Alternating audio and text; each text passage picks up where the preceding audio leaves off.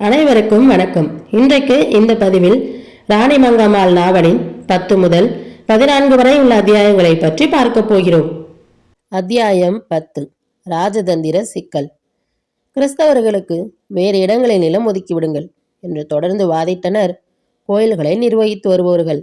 இனிமேல் தங்களை யாரும் ஏதும் செய்துவிட முடியாது என்ற இருமாப்பு அவர்களிடம் இருப்பதை கண்டுணர்ந்த ரங்ககிருஷ்ணன் அவர்களை கேட்டான்.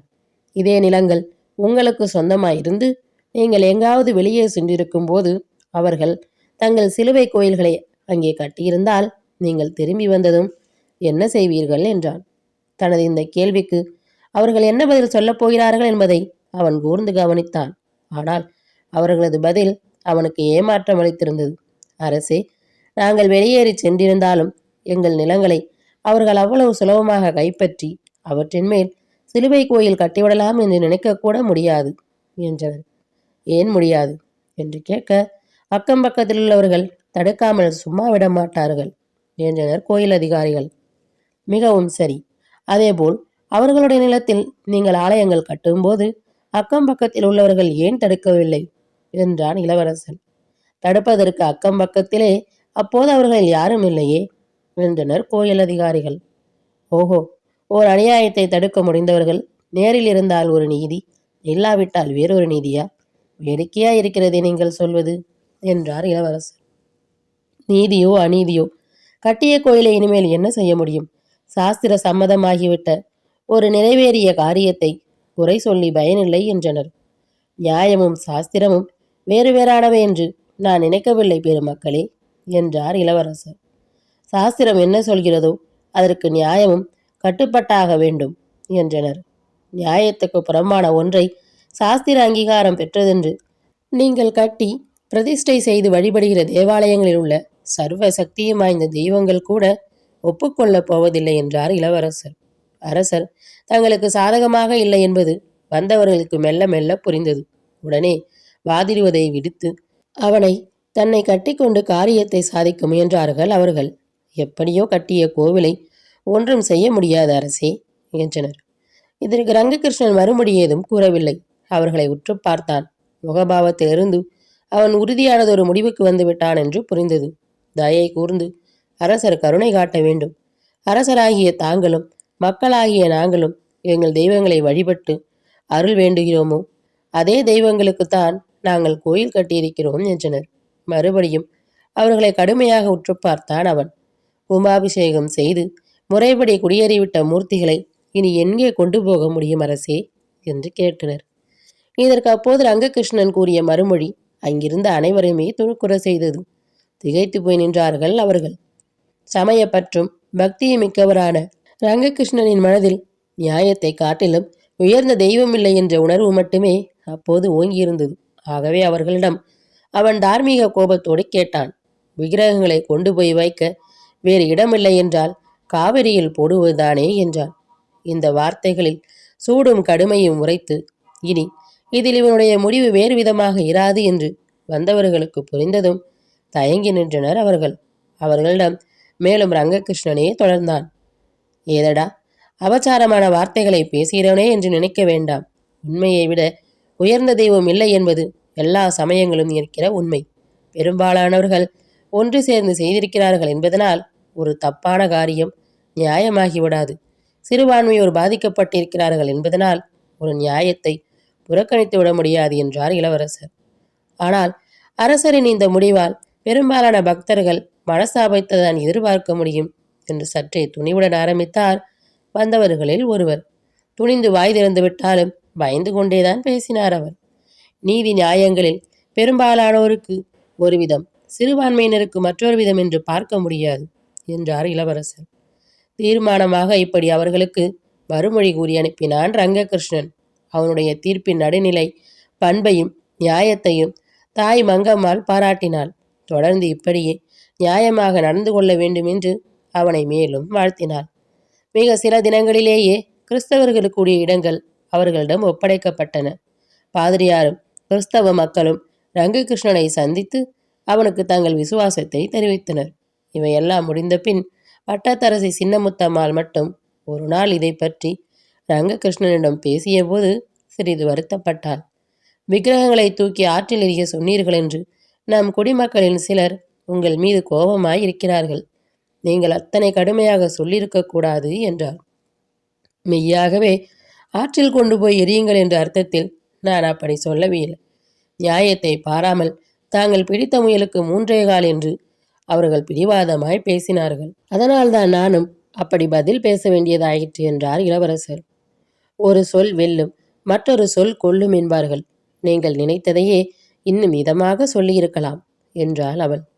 அவர்களது முரண்டும் பிடிவாதமும் மட்டுமே என்னை அப்படி பேச வைத்தனை தவிர இன்னொரு காரணம் இருக்கலாம் முத்தம்மா. அவ்வப்போது நமது நண்பராகவும் எதிரியாகவும், சில வேளைகளில் நண்பராய் எதிரியா என்று கண்டுபிடிக்க முடியாத நிலையிலும் இருக்கும் ரகுநாத சேதுபதி இந்த பிரச்சனையில் எப்படி நடந்து கொள்கிறாரோ அப்படி நாமும் நடந்து கொண்டு நமது பேரை கெடுத்துக்கொள்ளக்கூடாது என்பது என்னுடைய கருத்து என்றார் இளவரசர். நீங்கள் சொல்வது எனக்கு புரியவில்லையே, கொஞ்சம் புரியும்படியாகத்தான் சொல்லுங்களேன் என்றாள் முத்தம்மாள். ஒரு பிரச்சனையில் நமது எதிரியின் முடிவு சரியில்லையானால் அதே பிரச்சனையில் நாம் சரியான முடிவெடுத்து மற்றவர்களின் அன்பையும் அனுதாபத்தையும் நம் பக்கம் திரட்ட வேண்டும். இப்பிரச்சனையை இப்படி ஒரு நோக்கிலும் நான் கவனித்திருக்கிறேன் என்பதை நீ புரிந்து கொள்ள வேண்டும். இது ஒரு ராஜதந்திர போக்கான காரியம். மறவர் நாட்டிலும் கிழவன் சேதுபதியின் ஆளுகைக்குட்பட்ட பகுதிகளிலும் விதேசிகளும் கிறிஸ்தவர்களும் மிக அதிகமாக கொடுமைப்படுத்த பெற்றிருக்கிறார்கள். மங்களம் என்னும் மறவர் நாட்டு ஊரில் பிரிட்டோ பாதிரியாரும் அவருடன் வந்த ஆட்களும் பலவந்தமாக சிவலிங்க வழிபாடு செய்யும்படி வற்புறுத்தப்பட்டிருக்கிறார்கள் என்றான் இளவரசன். அதற்கு காரணம் அவர்களில் ஒருவர் சிவலிங்க வழிபாட்டை எள்ளி நகையாடி பேசியதால் நேர்ந்தது என்று நான் கேள்விப்பட்டிருக்கிறேன். ஒவ்வொருவரும் பிறருடைய உணர்வுகளை புண்படுத்தாமல் இருக்க கடமைப்பட்டிருக்கிறார்கள் அல்லவா? பிறரால் நாம் புண்படுகிற போது வருந்துவதும் பிறரை நாம் புண்படுத்துகிற போது மகிழ்வதும் சரியில்லையே என்றாள் முத்தம்மா. நியாயம்தான். தவறு செய்யும் ஒரு சிலர் எல்லா தரப்புகளிலும் இருப்பார்கள். அதற்காக எல்லா தரப்புகளுமே தவறானவை என்று முடிவு செய்து விடலாமா? சிவலிங்க வழிபாடு செய்ய மறுத்தவர்கள் என்பதற்காக பிற மதத்தினரை மரங்களில் தலையீடாக கட்டி தொங்கவிட்ட கொடுமை சேது நாட்டில் நடந்திருக்கிறது. அதனால்தான் பிற சமய நிந்தனையை தவிர்க்க வேண்டும் என்பதில் நான் தீவிரமாக இருக்கிறேன் என்றான் இளவரசன். சேது நாட்டில் மட்டும்தானா இப்படி நடந்தது? விதேசிகள் மேல் வெறுப்புள்ள இடங்களிலெல்லாம் இப்படித்தானே நடப்பதாக பேசிக் கொள்கிறார்கள் என்றாள் அவள். இல்லை முத்தம்மா, நீ சொல்வது தவறு. வெறுப்பு வந்துவிட்டால் அப்புறம் அது விதேசி சுதேசி என்றெல்லாம் வித்தியாசம் பாராது. இங்கே நம் திரிசிரபுரத்தில் புதிதாக கோயில் கட்டப்பட்ட இடம் விதேசி கிறிஸ்துவர்களுடையது என்றே அவர்களுடைய வெறுத்தவர்கள் நம்மவர்கள். உதாரணத்திற்கு மறவர் சீமை ஆட்சியில் அடங்காத நமது வடுகர்பட்டி ஊரில் என்ன நடந்தது என்று இப்போது சொல்கிறேன் கேள். வடுகர்பட்டியில் தலைக்கட்டாக இருக்கும் லிங்கரெட்டியார் வீரசைவராக இருந்தும் தம்முடைய பிரதேசத்தில் கிறிஸ்தவ மத பிரச்சாரத்துக்கு வந்த பாதிரிகளை வெறுக்காமல் அவர்களுக்கு வசதி செய்து கொடுத்திருக்கிறார். லிங்கரெட்டியாரின் குருவாகிய வீரசைவ சமய தலைவரே ஒரு சமயம் ரெட்டியாரை அழித்து லிங்க வழிபாட்டை ஏளனம் செய்யும் கிறிஸ்தவ பாதிரிமார்களை உன் ஊரில் நுழைய விடாதே என்று தடுத்தும் ரெட்டியார் அதை கேட்கவில்லை. தமது ஆளுகைக்கு உட்பட்ட பிரதேசத்தில் எவ்வளவு கிறிஸ்தவர்கள் இருக்கிறார்கள் என்று கணக்கெடுத்து கொண்டு அவர்களை முன்போலவே சகல உரிமைகளுடனும் வாழும்படி பார்த்து கொண்டார் ரெட்டியார். மறவர் நாட்டு எல்லையிலேயே மறவர் சீமை ஆட்சிக்கு உட்படாத பகுதியில்தான் இந்த நிலை. மறவர் சீமை எல்லைக்குள் மட்டும் இந்த சமரச நிலை நிலவ முடியவில்லை என்றான் இளவரசன். நீங்கள் பிறரிடம் எவ்வளவுதான் சுமூகமாக நடந்து கொண்டாலும் உங்களால் சேதுபதியின் குணம் மாறிவிடப் போவதில்லை என்றாள் முத்தம்மாள். அது எனக்கு தெரியும் முத்தம்மா. சேதுபதி வல்லாள கண்டர். அவருடைய அஞ்சாமையும் பிடிவாதமும் எதனாலும் மாறிவிடப் போவதில்லைதான் என்றான். பின் நீங்கள் செய்கிற இதெல்லாம் எந்த விதத்தில் அவரை பாதிக்கும் என்று முத்தம்மாள் கேட்டாள். இதன் மூலம் சேதுபதிக்கு ஒரு ராஜதந்திர சிக்கலை உருவாக்கிவிட முடிந்தாலே எனக்கு ஓரளவு வெற்றிதான் முத்தம்மா என்றான் இளவரசன். மனிதர்களை புரிகிற அளவுக்கு இந்த ராஜதந்திரங்கள் எனக்கு எப்போதுமே புரிவதில்லை என்றாள் முத்தம்மா. மிகவும் நல்லது. அவை புரியாத ஒரே காரணத்தால் நீயாவது நிம்மதியாக இரு என்று அவளை நோக்கி குறும்பு புன்னகை பூத்தான் ரங்ககிருஷ்ணன். அத்தியாயம் 11. உதயத்தில் நேர்ந்த அஸ்தமனம். சின்ன முத்தம்மாளும் ரங்ககிருஷ்ணனும் அரசியல் கவலைகள் ஏதுமின்றி சிறிது நிம்மதியாக வாழ முடிந்தது. எந்த பிரச்சனையும் ரங்ககிருஷ்ணனை சின்னமுத்தம்மாளிடமிருந்து பிரிக்கவில்லை. கிழவன் சேதுபதியை அவன் வெற்றி கொள்ள முடியாமலே திரும்பியதில் கூட ராணி மங்கம்மாளுக்கு வருத்தம் எதுவும் இல்லை. ரங்ககிருஷ்ணன் போகாமல் தானே ஏற்பாடு செய்து படைகளை அனுப்பியிருந்தால் கூட அந்த மறவர் சீமை படையெடுப்பு அப்படிதான் பயனற்று போயிருக்க முடியும் என்பது அவளுக்கு தெரியும். அதனால் அவள் அதிக மன வருத்தப்படவில்லை. இளைஞன், அரசியல் முதிர்ச்சி அதிகம் இல்லாதவன், தந்தையால் பயிற்சி அளிக்கப்படும் வாய்ப்பை கூட இழந்தவன் என்றெல்லாம் ரங்ககிருஷ்ணனை பற்றி சில குறைகள் இருந்தாலும் அவனை பற்றிய திருப்தி என்னவோ அவற்றை விட அதிகமாக இருந்தது. நிம்மதியாக ஆளும் பொறுப்புகளை அவனிடம் விட்டுவிட்டு அவ்வப்போது அறிவுரை கூறும் அளவுக்கு ஒதுங்கி நிற்கலாம் என்று கூட அவளுக்கு தோன்றியது. மகன் முழு நம்பிக்கையுரியவனாக இருந்தான். ரங்ககிருஷ்ணன் பொதுமக்களின் குறைகளை அறிவதில் சமநோக்கு உடையவனாக இருக்கிறான். மக்கள் குறைகளை அறிய அடிக்கடி மாறுவேடத்தில் சகல பதிகளுக்கும் நகர பரிசோதனைக்கும் சென்று வருகிறான். கர்வமில்லாமல் மக்களோடு பழகுகிறான். எளிமையாக இருக்கிறான்.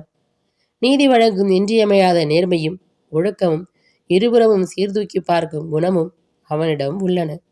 நாயக்க வம்சத்திலும் அக்கம் பக்கத்தில் உள்ள பிற ராஜ்ய வம்சங்களிலும் பட்ட மகரிஷியை தவிரவும் பல பெண்களை மணந்து கொள்வது வழக்கமாக இருந்தும் ரங்ககிருஷ்ணன் ஏகபக்தினி விரதம் உள்ளவனாக வாழ்கிறான். தெய்வ பக்தி உள்ளவனாகவும் தர்மசீலனாகவும் இருக்கிறான் என்றெல்லாம் அவனை பற்றி எண்ணி எண்ணி பெருமைப்பட்டார் அவனுடைய தாய் மங்கம்மாள். ஆண்டுகள் ஓடின. ரங்ககிருஷ்ணனின் ஆட்சி திறமையால் தந்தை சொக்கநாத நாயக்கர் எழுந்திருந்த சில பகுதிகள் மீட்கப்பட்டிருந்தன.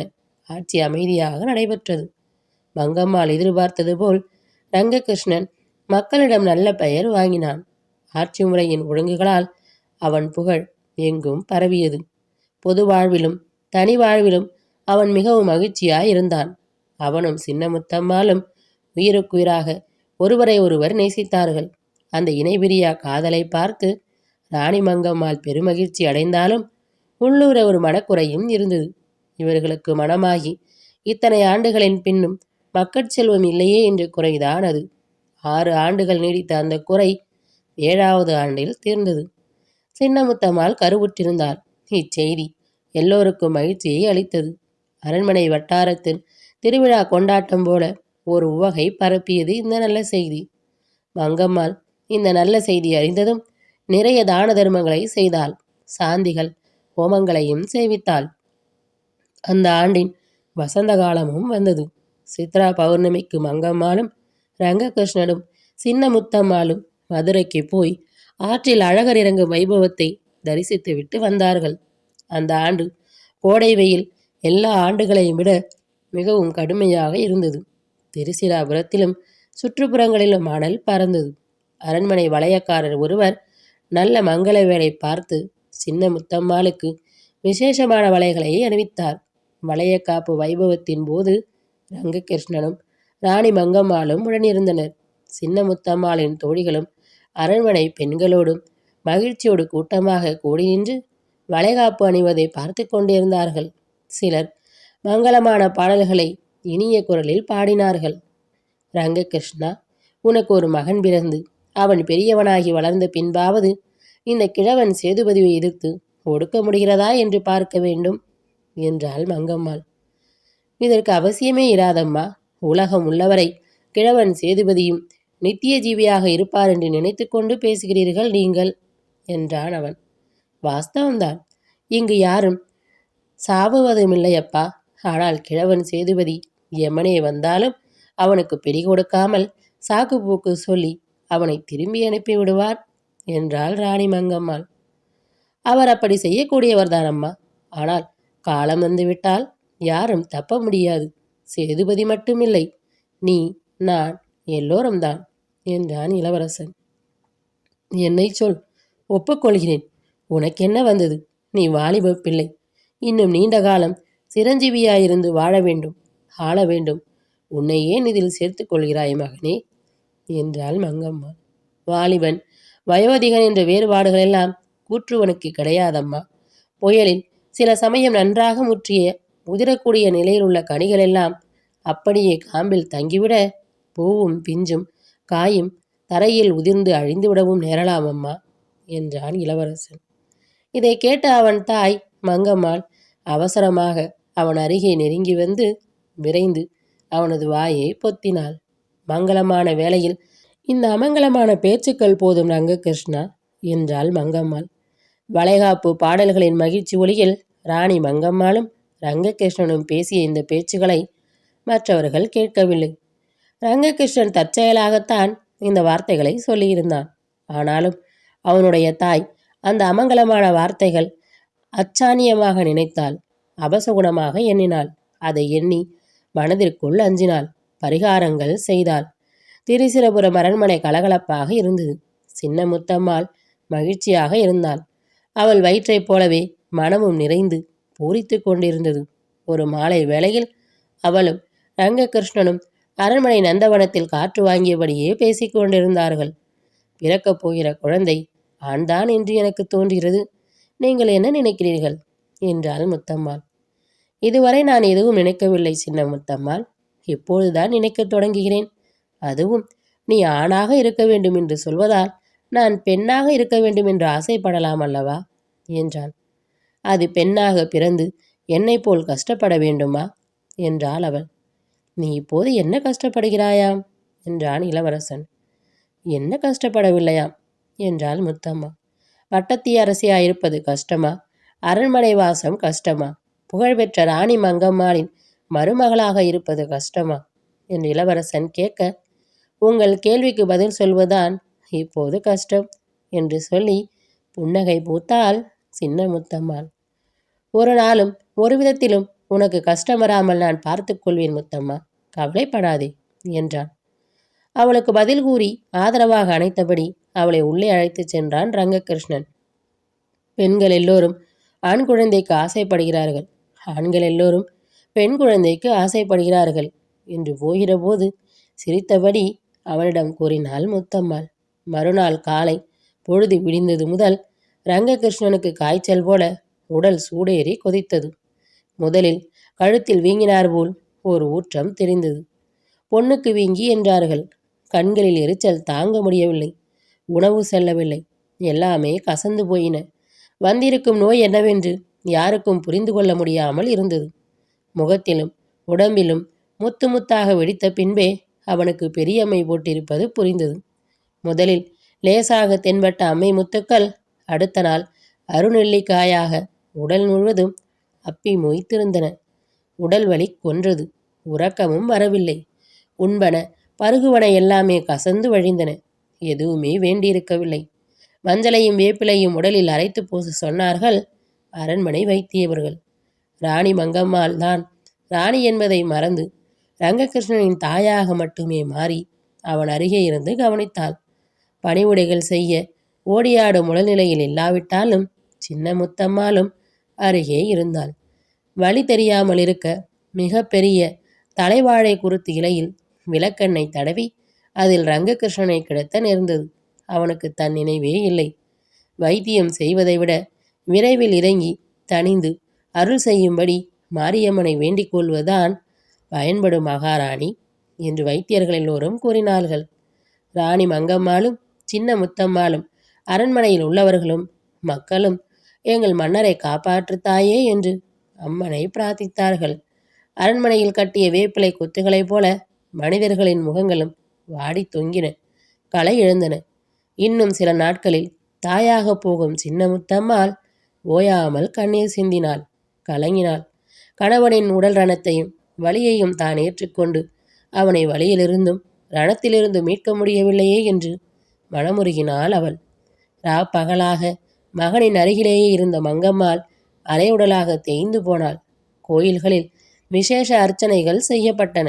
அம்மை இறங்கவும் தனியவும் எல்லா அம்மன் கோயில்களில் வேண்டுதல்களும் காணிக்கைகளும் நேர்ந்து கொண்டாள். ராணி மங்கம்மாள் தன் வாழ்நாளிலேயே கணவன் இறந்தபோது தவிர வேறெந்த காலத்திலும் இவ்வளவு பெரிய துயர வெள்ளத்தில் மூழ்கியதில்லை, வருந்தியதும் இல்லை. ரங்ககிருஷ்ணன் முதல் சில தினங்களில் அனலிடைப்பட்ட புழு போல துடித்தான். பின்னால் தன் நினைவின்றி கட்டை போல மயங்கி கிடந்தான். அவனுடைய வளமான பொன்னிற உடலில் அம்மை கோரமாக விளையாடியிருந்தது. கண்கள் கருத்து வறண்டு தூர்ந்த கிணறுகள் போல விகாரமாக தென்பட்டன. ரங்ககிருஷ்ணனை பார்த்து அவன் மனைவி சின்ன முத்தம்மாள் கதறிய கதறலையும் பட்ட வேதனையும் கண்டு கர்ப்பவதியான அவளுக்கு எதுவும் ஆகிவிடக்கூடாதே என்று கவலையாயிருந்தது மங்கம்மாளுக்கு. அதனால் சின்ன முத்தம்மாளை ரங்ககிருஷ்ணனின் அறைக்கு வராமல் அவளை தடுக்கவும் தடுத்தாள். நீ கர்ப்பிணி, பூவும் வாசனையும் அலங்காரவுமாக அம்மை போட்டிருக்கிற இடத்துக்கெல்லாம் வரக்கூடாதம்மா என்று சின்ன முத்தம்மாளை கண்டித்து கொண்டிருந்தாள் ராணி மங்கம்மாள். மாமியாரோ கணவனை பார்க்க வரக்கூடாதென்றாள். கணவனை பார்க்காமல் இருப்பதற்கு சின்ன முத்தம்மாளால் முடியவில்லை. இருதலைக்குள் எறும்பு போல தவித்தாள் அவள். திரிசிரபுரம் அரண்மனையில் கடும் சோதனை நிறைந்த நாட்கள் தொடங்கின.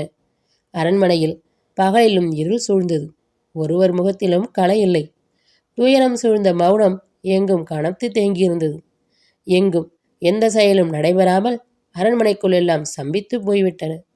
4வது நாள் மாலை ரங்ககிருஷ்ணனுக்கு லேசாக நினைவு வந்தது.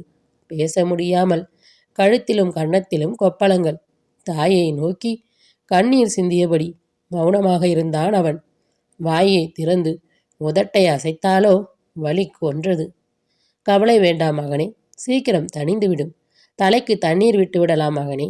அதுவரை பல்லை கடித்து கொண்டு பொறுமையாயிரு என்று அழுகைக்கிடையே அவனுக்கு சொன்னாள் ராணி மங்கம்மாள்.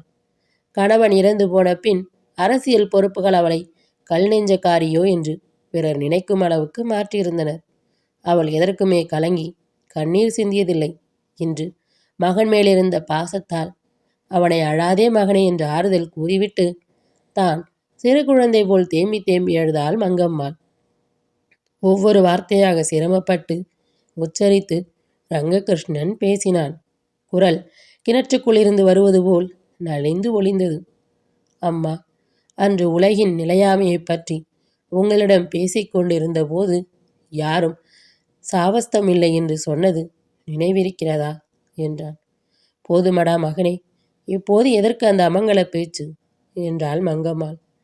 நன்றாக பழுத்து நெகிழ்ந்து காம்பிலிருந்துதானே உதிரக்கூடிய நிலையிலுள்ள பழங்கள் உதிராமல் மரத்திலேயே தங்கிவிடுவதும், பூ பிஞ்சு காயென்று இளமையானவை உதிர்ந்து விடுவதும் சகஜமானதென்று இளவரசன் ஆரம்பித்தான்.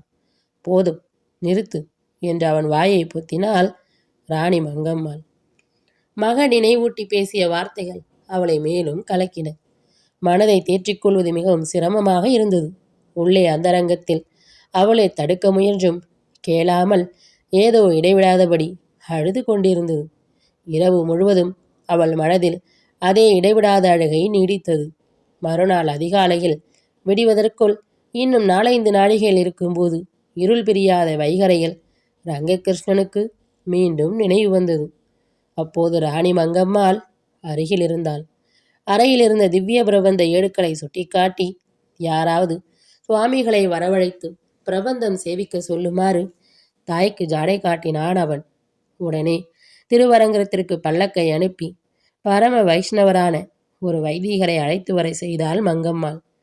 12 திருமண் காப்பும் ஒளித்திகழும் முகமண்டலமுமாக சாட்சாத் பெரியாழ்வாரே நேரில் எழுந்தருளியது போல ஒரு பரம வைஷ்ணவர் அங்கே எழுந்தருளினார். பிரபந்தம் சேவித்தார். கணீர் என்ற குரலில் பாடல் ஒலித்தது.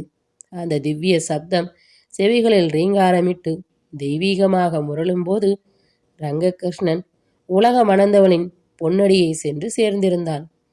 வைகரை புள்ளின மார்பரிக்க, காவிரி நீர் சலசலக்க, பூபாலராக ஒளிகள் பூரிக்க, இளங்குளிர் காற்று எழில் வீச உலகின் பொழுது புலர்ந்து கொண்டிருந்த போது திரிசிரபுரம் அரண்மனையில் அதே பொழுது அஸ்தமித்து விட்டது. அரண்மனை அழுகுரலில் மூழ்கியது. மனிதர்கள் துயர வெள்ளத்தில் மூழ்கினார்கள். உணர்வுகளில் குருதி கசிந்தது. மகனின் மரணம் என்ற ஒரே பேரதிர்ச்சியில் வீழ்ந்துவிட்ட ராணி மங்கம்மாளின் கண்முன் எதிர்கால அரசியல் பொறுப்புகள் என்ற வேறு 2 பெரிய அதிர்ச்சிகளும் மிக அருகில் இருந்தன.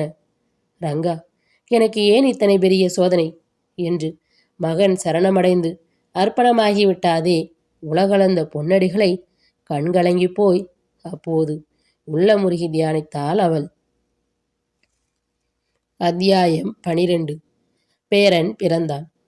பேரடி போன்ற இந்த செய்தியை அறிந்ததும் கர்ப்பிணியாக இருந்த சின்ன முத்தம்மாள் நிலைகுலைந்து போனாள். வளைகாப்பணிந்த சமயத்தில் தன்னிடம் உனக்கு ஒரு கஷ்டமும் வராமல் பார்த்து கொள்வேன் என்று உறுதி கூறியிருந்த ஆருயிர் கணவன் இன்று எல்லா கஷ்டங்களையுமே தன் தலையில் சுமத்தி இப்படி அமங்கலியாகவும் அனாதையாகவும் அழ வைத்துவிட்டு போனதை எண்ணி மனம் நைந்து வருந்தினாள். அவளது மங்கள கழுத்து மூளைக்கழுத்தாகி பொலிவிழுந்தது. நான் இனிமேல் உயிர் வாழ்வதற்கே ஆசைப்படவில்லை. என்னை கணவனோடு வைத்து எரித்து விடுங்கள். எனக்கு இந்த உலகமும் வேண்டாம், வாழ்க்கையும் வேண்டாம் என்று ராணி மங்கம்மாளிடம் கதறினாள் அவள். வயிறும் பிள்ளையமாக இருந்த அவளுக்கு ஆறுதல் கூறி தேற்றுவது யாராலும் முடியாதிருந்தது. துயரங்களும் ஏமாற்றங்களும் வேதனைகளுக்கும் ஈடு கொடுத்து பழகியிருந்த ராணி மங்கம்மாளே உணர்வுகளை கட்டுப்படுத்தி கொள்ள முடியாமல் தவித்தாள். மனமிருகி அலமந்தாள். அயர்ந்து போனாள்.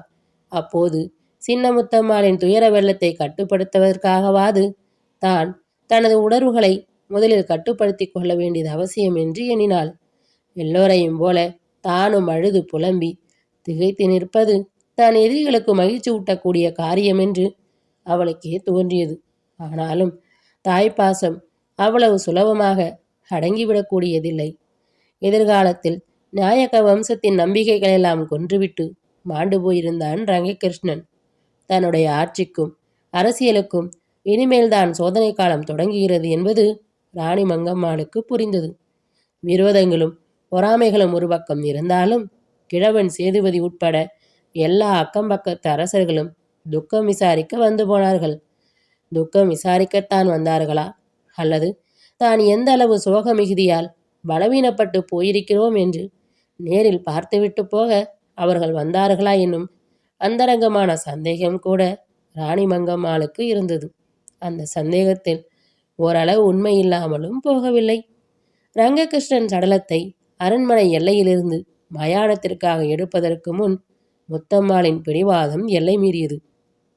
அவன் உடல் மீது விழுந்து புரண்டு கதறி எழுது தன்னையும் அவனோடு சேர்த்து எரித்து விடும்படி மீண்டும் முரண்டு பிடித்தாள் சின்னமுத்தம்மாள். பணிப்பெண்களின் உதவியோடு ராணி மங்கம்மாள் சின்னமுத்தம்மாளை தனியே பிரித்து அழைத்து சென்று அவளிடம் பேசினாள்.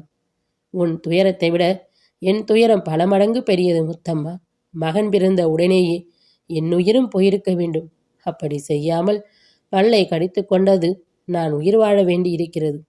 கணவனை இழந்த உன் துயரத்தை காட்டிலும் ஏற்கனவே கணவனையும் இழந்து இன்று மகனையும் இழந்து தவிக்கும் என் துயரம் எவ்வளவு பெரியதென்று நினைத்துப்பார் என்றாள் மங்கம்மாள். நியாயம்தான். உங்களால் துயரத்தை தாங்க முடிகிறது, தாங்குகிறீர்கள். என்னால் முடியவில்லை. துயரத்தை தாங்கிக் கொள்ளும் பக்குவமும் எனக்கு இல்லை. எனக்கு நீங்கள் ஏதாவது உதவ முடியுமானால் அது இப்போது என்னை சாக விடுவதுதான் என்றாள் முத்தம்மா. சாவதும் வாழ்வதும் நம் கையில் மட்டும் இல்லை அம்மா. அளவற்ற துயரம் வரும்போது சாக வேண்டும் என்று நினைப்பதும், மகிழ்ச்சி வரும்போது வாழ வேண்டும் என்று திட்டமிடுவதும் மனிதனின் ஆசாபாசங்களால் நிகழ்பவை. உன் வயிற்றில் ஒரு சிசு வளர்கிறது.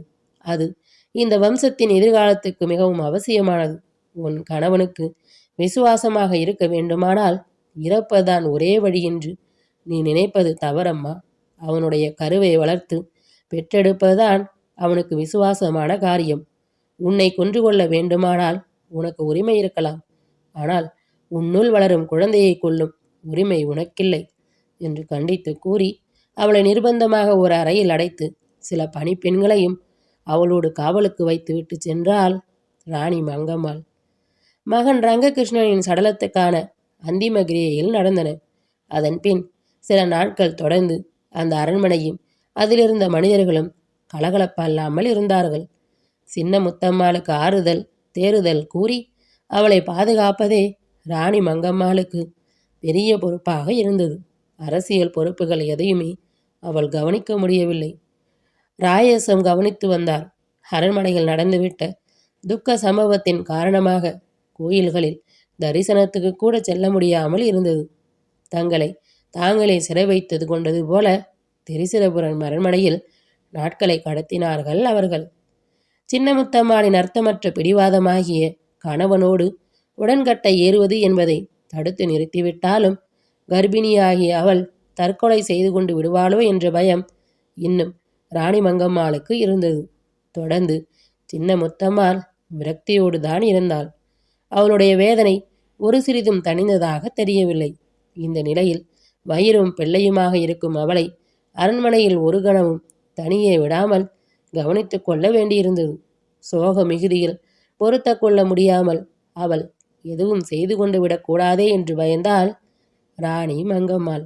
அம்மை கண்டு இறப்பதற்கு முன் மகன் ஆட்சி நடத்திய 7 ஆண்டு கால வாழ்வை மீண்டும் நினைத்தாள். அவனுடைய அருங்குணங்கள் ஒவ்வொன்றாக நினைவு வந்தன. இப்படி ஒரு பெரிய பொறுப்பில் இல்லாமல் ஒரு நாட்டுப்புற தாயாக இருந்தாலாவது ஒப்பாரி வைத்து அழுது துயரை தனித்து கொள்ள முடியும் என்று தோன்றியது ராணி மங்கம்மாளுக்கு. ரங்ககிருஷ்ணன் செய்திருந்த தான தர்மங்களும் கட்டிய கோயில்களும் நினைவுக்கு வந்தன. அந்தணர்களுக்கு தானமாக அளித்த சிற்றூர்களும் மக்கள் பசிப்பினி தீர அங்கெங்கே கட்டிய சத்திரம் சாவடிகளும் ஞாபகம் வந்தன. எந்தவித ஆடம்பரமும் இல்லாமல் அரண்மனையிலேயே வளர்ந்த சின்ன முத்தம்மாளை மணந்து அவளோடு ஏகபக்தினி விரதனாக அவன் வாழ்ந்த வாழ்க்கை நினைவுக்கு வந்தது. விருப்பு வெறுப்பில்லாமல் திருச்சிரபுரத்தில் கிறிஸ்தவர்களின் நிலங்களை அவருக்கு அளிக்குமாறு அவன் நீதி வழங்கியது நினைவுக்கு வந்தது. பதவியேற்று முடிசூடிய புதிதில் மறவர் சீமையின் மேல் படையெடுத்து சென்று வெற்றி பெறாமல் திரும்பியிருந்தாலும் பின்னர் தன் தந்தை சொக்கநாத நாயக்கர் காலத்தில் இருந்த பகுதிகளையெல்லாம் மீட்டு வெற்றி பெற்ற மகனின் பெருமை நினைவுக்கு வந்தது. குறிப்பாக ரங்ககிருஷ்ணன் தலையெடுத்த பின்னே மதுரை வளநாட்டு பகுதியில் ஒன்றாக நாயக்கர் மரபினரின் ஆட்சி கட்டுப்பாட்டுக்குள் மீண்டும் வந்திருந்தன. வெண்ணெய் திரண்டு வரும்போது தாழி உடைந்தது போல ரங்ககிருஷ்ணன் மாண்டு போயிருந்தான். அவன் உயிரோடிருந்து மீட்ட பகுதிகளை அவனுக்கு தோற்ற ஒவ்வொரு சிற்றரசனும் இப்போது அவன் இல்லாத நிலைமையில் என்னென்ன நினைப்பான் என்று சிந்தித்தாள் ராணி மங்கம்மாள். நாயக்க மரபின் இந்த இழப்புகளும் சோகங்களும் பலவீனமான நிலைகளும் எதிரிகள் மனதில் என்னென்ன எண்ணங்களை ஏற்படுத்தும் என்று அனுமானம் செய்து பார்க்க முயன்றாள். மனிதர்களின் சாமர்த்தியங்கள் சில சந்தர்ப்பங்களில் நேருகின்றன. வேறு சில சந்தர்ப்பங்களோ சாமர்த்தியங்களை தேடி அடைய வைக்கின்றன. கடலில் இறங்காமல் நீந்த முடியாது. மங்கம்மாளுக்கு அவள் இளமையிலிருந்து நேர்ந்த ஒவ்வொரு அதிர்ச்சியும் சாமர்த்தியங்களில் ஒருபடி அவளை உயர்த்தக்கூடியதாகவே இருந்தது. அவளுக்கு ஏற்பட்ட துயரங்களின் ஆழமே அவளை அவற்றில் நீந்தி கரை கடக்க முடிந்தவளாக செய்திருந்தது.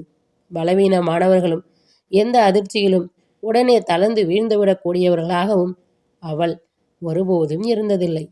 அவள் தந்தை இளமையில் பயமறியாதவளாக அவளை வளர்த்திருந்ததுதான் காரணம். உன்னை நான் சிறிது மடக்கவோ ஒடுக்கவோ கட்டுப்படுத்தவோ விரும்பவில்லை மகளே. நீ சுதந்திரமாக காட்டு மல்லிகை போல் இஷ்டப்படி வளரலாம்.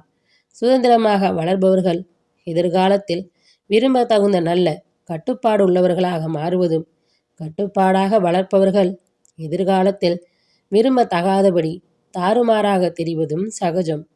காடு மலைகளில் அலைகிற தண்ணீர் ஒரு நாள் ஓரிடத்தில் கரைகளுள்ள நதியாக மாறி பேரும் புகழும் பெற்று கடலை அடையும் தகுதியை பெறும் என்பதுதான் நியதி என்று சிறுவயதில் தன் தந்தை தன்னிடம் கூறிய சொற்களை இப்போது மறுபடி எண்ணி பார்த்தாள் ராணி மங்கம்மாள். சின்ன முத்தம்மாளுக்கு பிறக்கப் போகிற குழந்தை ஆணாக இருக்குமா பெண்ணாக இருக்குமா என்று சிந்தித்தாள் அவள். நாயக்க வம்சம் தொடர்ந்து நிலைத்து நீடிக்குமா என்பதே சின்ன முத்தம்மாளுக்கு பிறக்கப் போகிற குழந்தையை பொறுத்து இருந்தது. பிறக்கப் போகிற குழந்தை ஆணாக இருந்தால் கூட இன்னும் பல ஆண்டுகளுக்கு, அதாவது அந்த ஆண் குழந்தை வளர்ந்து பெரிதாகின்ற வரைதான் ஆட்சி சுமையை கட்டி காக்க வேண்டியிருக்கும் என்பது அவளுக்கு புரிந்தது. பிறக்கப் போகிற குழந்தையும் பெண்ணாக இருந்துவிட்டாலோ அப்புறம் நெடுநாட்களுக்கு விடிவே இல்லை என்று தோன்றியது. ரங்கா, என்னையும் என் வம்சத்தையும் ஏமாற்றி விடாதே.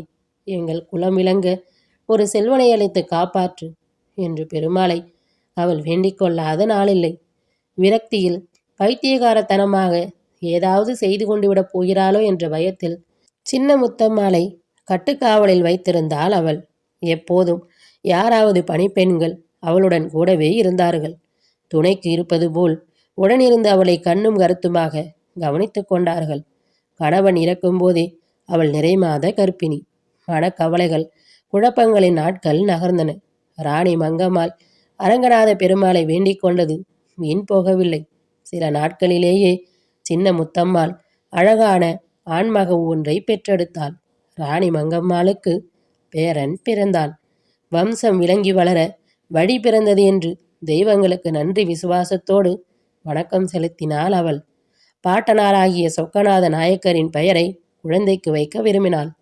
மகனின் ஞாபகமும் எழுந்தது. பாட்டனாரின் அரசியல் தோல்வியும் மகன் ரங்ககிருஷ்ணனின் வாழ்க்கை தோல்வியும் இந்த குழந்தைக்கும் ஏற்பட்டுவிடக்கூடாதே என்ற தயக்கம் எழவே இருவர் பெயரோடும் விஜய் என்ற அடைமொழியும் சேர்த்து விஜயரங்க சொக்கநாதன் என்று புது பெயரை சூட்ட முடிவு செய்தாள். குழந்தை பெரியவனாகி எல்லா முயற்சிகளிலும் வெற்றி பெற வேண்டும் என்ற நினைப்புக்கும் முன்னடையாளமாக விஜய் என்பதை பேரில் முதலில் இணைத்திருந்தாள். அந்த குழந்தை பிறந்த தினத்தன்றே இந்த பெயரை தன் மருமகளும் குழந்தையின் தாயுமான சின்ன முத்தம்மாளிடம் கூறி பெயர் அவளுக்கு பிடித்திருக்கிறதா என்ற அபிப்பிராயம் கேட்டார். பெயர் தனக்கு மிகவும் பிடித்திருப்பதாக சின்ன முத்தம்மாள் மறுமொழி கூறினாள். குழந்தை பிறந்த மகிழ்ச்சியில் ஆருயிர் கணவனை இழந்த துயரத்தை அவள் முற்றிலும் மறந்து தேறிவிடுவாள் என்று ராணி மங்கம்மாள் கருதினாள். அவளுக்கு நியமித்திருந்த கட்டுக்காவலைகளையும் படிப்படியாக தளர்த்தினாள். சின்ன முத்தம்மா, இனி உனக்கு ஒரு கவலையும் இல்லை. உன் கணவன் ஆள கொடுத்து வைக்காத சாம்ராஜ்யத்தை மகன் ஆளுவான். மகனை வளர்த்து பெரியவனாக்கும் பொறுப்பு உனக்கு இருக்கிறது. நீ தைரியமாகவும் கவலையில்லாமல் இருந்தால் குழந்தையை நன்றாக வளர்க்க முடியும் என்று அவளை உற்சாகப்படுத்த முயன்றாள் ராணி மங்கம்மாள். இதனால் எதிர்பார்த்த உற்சாகம் சின்ன முத்தம்மாளிடம் விளையவில்லை என்பது மங்கம்மாளுக்கு வியப்பளித்தது. குழந்தை பிறந்த மகிழ்ச்சியை விட கணவனை இழந்துவிட்ட கவலையிலேயே அவள் மனம் குமைந்து கொண்டிருக்கிறாள் என்பது புரிந்தது.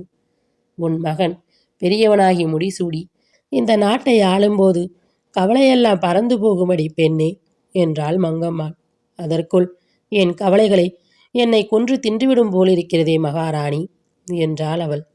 நீ கவலைப்பட்டு கண்ணீர் சிந்துவதால் போனவன் திரும்பி வந்துவிடப் போவதில்லை பெண்ணே. போனவனுக்கு கவலைப்பட்டு உருகுவதை விட வந்து பிறந்தவனுக்காக மகிழ்ச்சிப்படுவதற்கு பழகிக்கோளம்மா என்றாள் மங்கம்மாள். எவ்வளவோ முயன்றாலும் என்னால் அது முடியவில்லை மகாராணி, என்னை மன்னித்து விடுங்கள் என்றாள் முத்தம்மாள். உன் மகனின் பச்சில முகத்தை பார், உனது கவலைகள் தானே பறந்து போகும் என்றாள். சின்ன முத்தம்மாள் இதற்கு மறுமொழி கூறவில்லை. அவளுக்கு குழந்தை பிறந்த 2ஆம் நாளும் இதே நிலையில்தான் இருந்தாள். 3ஆம் நாள் சரியாகிவிடும் என்று ராணி மங்கம்மாள் நினைத்தாள். 3ஆம் நாளும் சின்ன முத்தம்மாளிடம் எந்த உற்சாகமும் மாறுதலும் நிகழவில்லை.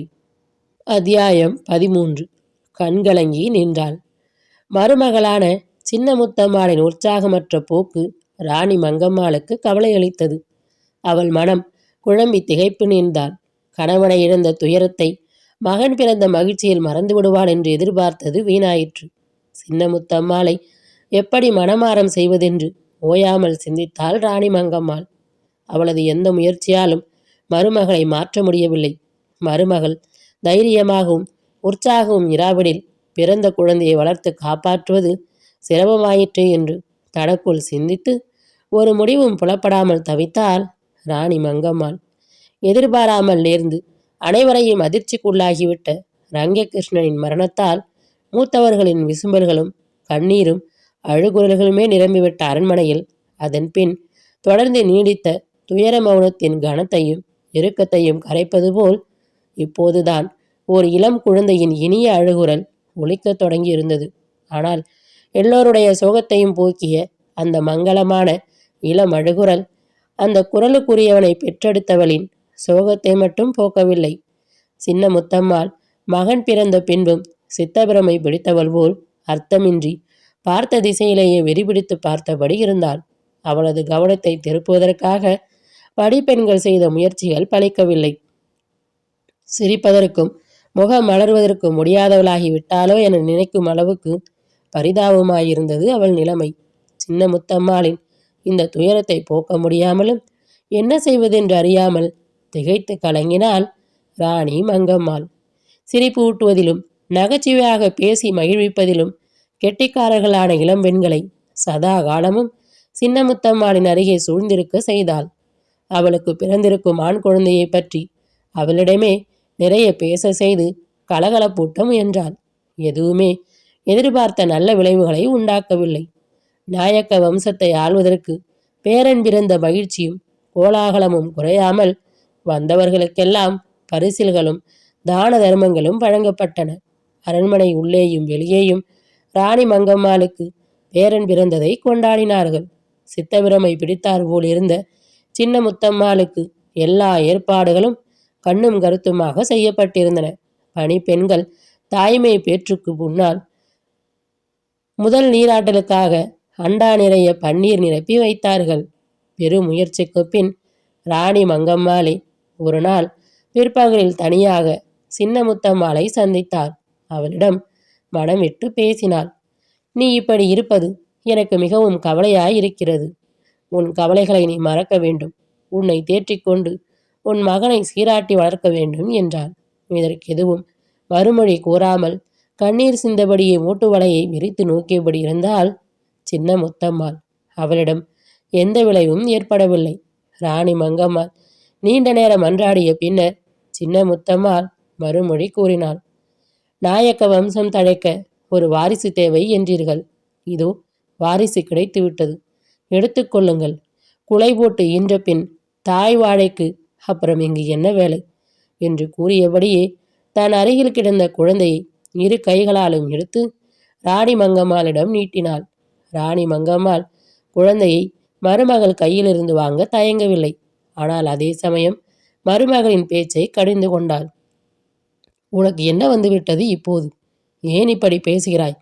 வாரிசு தேவையென்றால் அதை வளர்த்து பெரிதாக்க தாயும் தேவை என்பதுதான் நான் சொல்லித்தான் உனக்கு தெரிய வேண்டுமா என்றாள் மங்கம்மாள். நான் வாழ வேண்டும் என்று நீங்கள் ஆசைப்படலாம். ஆனால் எனக்கு அந்த ஆசை இல்லை. அவர் இல்லாத உலகம் எனக்கும் வேண்டியதில்லை. என்னை தீயில் தள்ளி கொன்றுவிடுங்கள் அல்லது கொன்று கொள்ள உதவுங்கள் என்றாள் மகள். என்னை போன்றவர்கள் வாழ்வதற்கு உதவுவதுதான் வழக்க முத்தம்மா. சாவதற்கு உதவி செய்வது எனக்கு பழக்கமில்லை என்றாள் மகாராணி. எது உபகாரம் எது உபகாரம் இல்லை என்பதை அதை பெறுகிறவர்கள்தான் முடிவு செய்ய வேண்டும் மகாராணி. இந்த நிலைமையில் என்னை வாழ விடுவது எனக்கு உதவியா சாக விடுவது உதவியா என்பதை உங்களை விட அதிகமாக நான் தான் உணர முடியும். வாழ்ந்து கொண்டே அணு அணுவாக சாவதை விட ஒரே அடியாக செத்து விடுவது எவ்வளவோ மேல் என்றாள் முத்தம்மாள். நீ சித்தபிரமை பிடித்து ஏதோதோ அர்த்தமில்லாமல் உளறுகிறாய். இந்த மனப்போக்கை வளர விடாதே. இது உனக்கும் உன் குழந்தைக்கும் நல்லதில்லை என்றாள் மகாராணி. அவளை சமாதானப்படுத்திவிட்டு பணிப்பெண்களை தனியே அழைத்து ஒரு வினாடி கூட தாயையும் குழந்தையும் தனியே விட்டுவிடாமல் அருகேயே இருந்து கண்காணித்து கொள்ளுமாறு அவர்களுக்கு மீண்டும் கடுமையான உத்தரவு போட்டாள் ராணி மங்கம்மாள். அன்று பிற்பகலில் ஏதோ கை தவறுதலாக சின்ன முத்தம்மாள் தன் அறையில் நிரப்பி வைக்கப்பட்டிருந்த பன்னீரை ஒரு குவளையில் எடுத்து குடிக்க முயன்றபோது அருகே இருந்த தாதிப்பெண், அம்மா அம்மா, அது பன்னீர். பிரசவித்த வயிற்றோடு பன்னீரை குடித்தால் உடனே ஜன்னி கண்டுவிடும் என்று எச்சரித்துவிட்டு பன்னீரை வாங்கி அதை திரும்ப ஊற்றினாள். பணிப்பெண் இதை செய்தபோது சின்ன முத்தம்மாள் அடம்பிடிக்கவில்லை.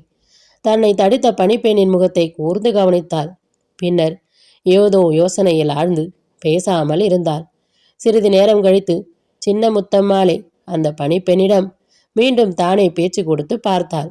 பணிப்பெண்ணுக்கு இப்படி சின்ன முத்தம்மாள் வலிவில் பேச முன்வந்தது வியப்பை அளித்தாலும் அதை அடக்கி கொண்டாள். குடிக்கக்கூடாதென்றால் பின் எதற்காக இந்த பன்னீரை இங்கே நிரப்பி வைத்து இருக்கிறீர்களாம் என்றாள். தலை நீராடலுக்காக இதை நிரப்பி வைத்திருக்கிறார்கள் அம்மா. உள்ளுக்குள் பருகினால்தான் கெடுதலையன்றி தாய்மை பேற்றுக்கு பின் பன்னீரால் நீராடினால் இதமாக இருக்கும் என்றாள் அவள். உள்ளுக்குள் பருகினால் ஒரு கெடுதலும் இருக்காது.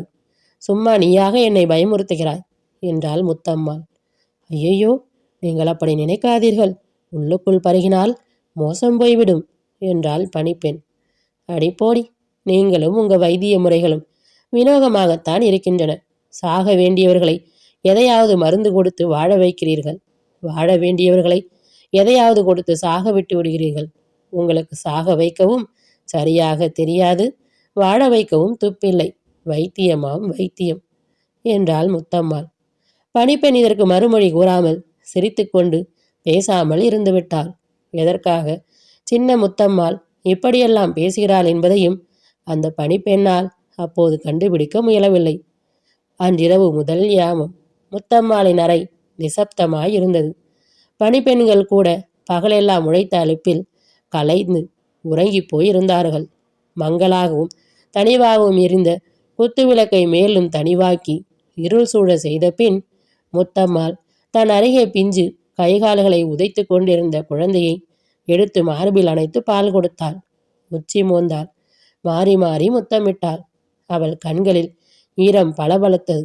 ஓசைப்பட்டு விடாமல் மௌனமாக அழுது கண்ணீர் சிந்தியபடி மங்களமாக தீப ஒளியில் குழந்தையை வைத்த கண் வாங்காமல் பருகிவிடுவது போல் பார்த்தாள். மறுபடி வெறி பிடித்தது போல மாறி மாறி முத்தமிட்டு கொஞ்சினாள்.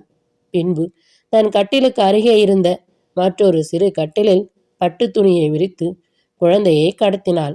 அதன் அழுகை ரசித்துவிட்டு தன் கைகளாலே அதற்கு திருஷ்டியும் கழித்தாள். திருவரங்கன் இருந்த திசை நோக்கி தியானித்து கைகளை கூப்பினாள். தெய்வமே, இந்த பச்சிலம் குருத்து வளர்ந்து வாழ துணையாக இரு என்று மனதில் நினைத்தாள். அதன் பின் ஏதோ திடமான முடிவுக்கு வந்துவிட்ட முகபாவத்துடன் பன்னீரண்டாவின் அருகே சென்றாள். விரிபிடித்தவள் போல் குவளை குவளையாக பன்னீரை வாரி பருகினாள். எத்தனை குவளைகள் என்று எண்ண முடியாதபடி பன்னீர் உள்ளே போயிற்று. விறுவிறுவென்று உடம்பில் குளிர்ச்சி ஏறிற்று. இனி உள்ளே இடமில்லை என்று கூறும் அளவு பன்னீரை பருகி முடித்ததும் தள்ளாடி தள்ளாடி நடந்து குழந்தையின் கட்டிலருகே சென்று மறுபடி அதை பார்த்தாள். கடைசி முறையாக அந்த உயிருள்ள பச்சை மண்ணை முத்தமிட்டு உச்சி மோந்தாள். கண்கலங்கி அப்படியே நின்றாள். அத்தியாயம் 14. இடமாற்ற எண்ணம். அப்போது சின்ன முத்தம்மாளின் இதயத்தில் தாய் பாசத்துக்கும் விரக்திக்கும் இடையே ஒரு போராட்டம் மூண்டது. துணிவதும் தயங்குவதுமாக ஊசலாடி கொண்டிருந்த மனம் துணிந்து முடிவெடுத்திருந்தாலும் மறுபடியும் பாசமும் பிரிவும் அஞ்ஞானமும் குழம்பின. சிரமப்பட்டு வலிந்து முயன்று இதயத்தை கல்லாக்கி கொண்டாள் அவள். மறுபடியும் திரும்பி வந்து தன் கட்டிலில் படுத்தாள். சில வினாடிகள் விழித்து கொண்டு பணிப்பெண் ஒருத்தி, அம்மா, ஏதாவது வேண்டுமா என்று கேட்டபோது, ஒன்றும் வேண்டாம், நன்றாக தூங்க வேண்டும், தூங்கப் போகிறேன் என்றாள் முத்தம்மாள். பணிப்பெண் இந்த வார்த்தைகளில் எந்த வேறுபாடான அர்த்தத்தையும் காணவில்லை. சகஜமாக ஏற்று சகஜமாகவே புரிந்து கொண்டாள். பொழுது விடிந்தது. அரண்மனையில் ஒரே பரபரப்பு. சின்ன முத்தம்மாளுக்கு பயங்கரமாக ஜன்னி கண்டிருந்தது. மரணத்தின் பிடியிலிருந்து அவளை மீட்க வைத்தியர்கள் போட்டி போட்டு முயன்றனர். படைக்கவில்லை. ஜன்னி வேகத்தினை தாங்க முடியாமல் உயிர் நீத்தாள் முத்தம்மாள். ராணி மங்கம்மாள் பேரக்குழந்தை அப்போது கையில் எடுத்தாள்.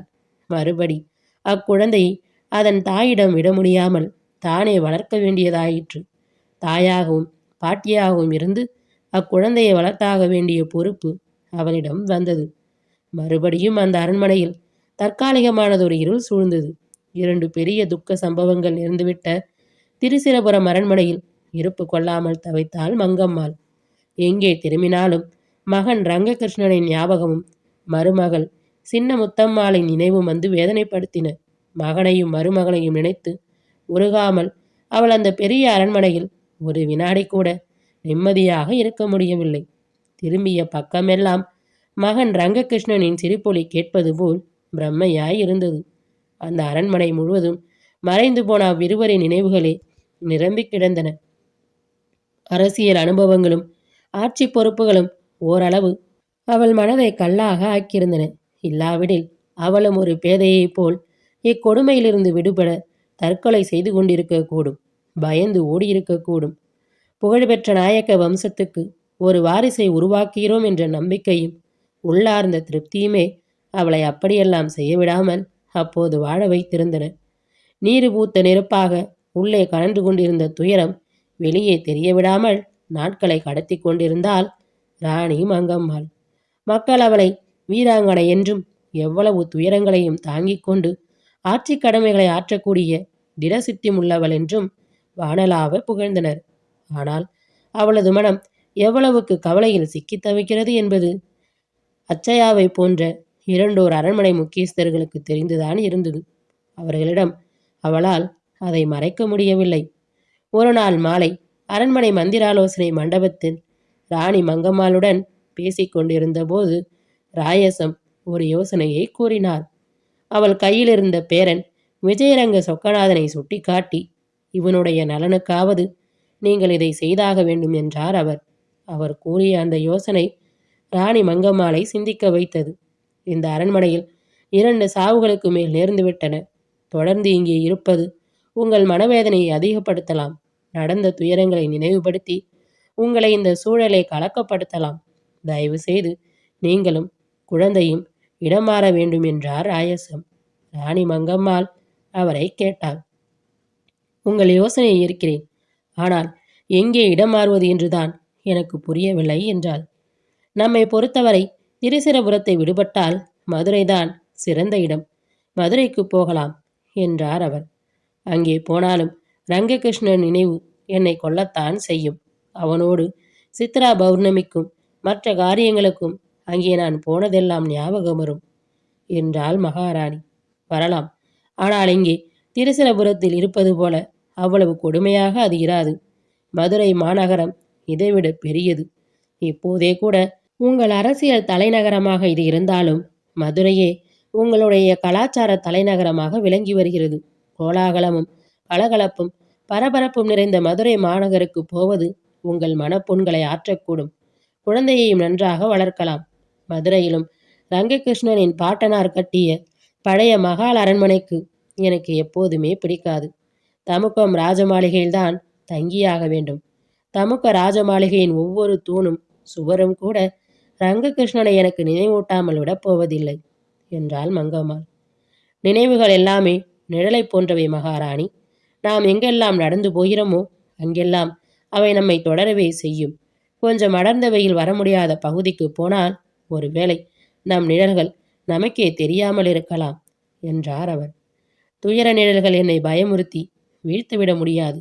நான் அவற்றுக்கு அஞ்சவில்லை. ஆனால் அவை என்னை வருத்தவும் முடியும். வருந்துவேன் என்றாள் மகாராணி. நீங்களும் உள்ளூர வருந்தலாம், கலங்கலாம். ஆனால் நீங்கள் வருந்தி கலங்கி ஆற்றலற்று போயிருக்கிறீர்கள் என்று உங்கள் எதிரிகள் அறியும்படி மட்டும் விட்டுவிடக்கூடாது என்றார் அச்சயா. ஒரு நாளும் அப்படி நடக்காது என்றாள் மங்கம்மாள். அப்படி ஒருபோதும் நடக்கவிடக்கூடாது என்பதற்காகத்தான் இந்த யோசனையை கூறுகிறேன் மகாராணி என்றார். உங்கள் யோசனையை நான் மறுக்கவில்லை. குழந்தை விஜயரங்கனும் நானும் மதுரைக்கு புறப்பட அரண்மனை ஜோதிடர்களை கலந்து பேசி ஒரு நல்ல நாள் பார்த்து ஏற்பாடு செய்யுங்கள் என்றாள் மகாராணி. நீங்கள் இப்போது திருச்சிரபுரத்திலிருந்து மதுரைக்கு செல்வது உங்களுக்கு மன ஆறுதல் அளிக்கும் என்பதை தவிர வேறு வகையிலும் பயன்படும் என்றார் அவர். என்ன அது என்று கேட்டார். மகனை இழந்து மருமகளை இழந்து துயரத்தில் இருக்கும் உங்களை பலவீனமான நிலையில் இருப்பதாக கருதி கிழவன் சேதுபதி பல தொல்லைகள் கொடுக்கலாம் என்றார். எனக்கும் உள்ளூர் அப்படி ஒரு சந்தேகம் உண்டு என்றாள் மகாராணி. சந்தேகம் மட்டுமில்லை, அது சரியான அனுமானமும் ஆகும்.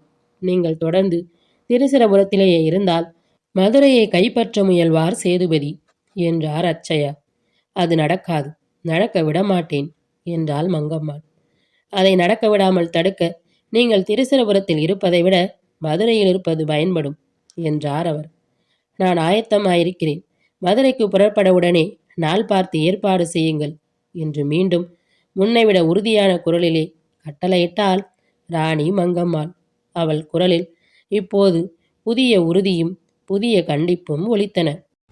இதுவரை நாம் கேட்டுக்கொண்டிருந்தது ராணி மங்கம்மாள் நாவலின் 10 முதல் 14 வரை உள்ள அத்தியாயங்கள். அடுத்து வரும் பதிவில் மீதமுள்ள அத்தியாயங்களை பற்றி பார்க்கலாம். நன்றி, வணக்கம்.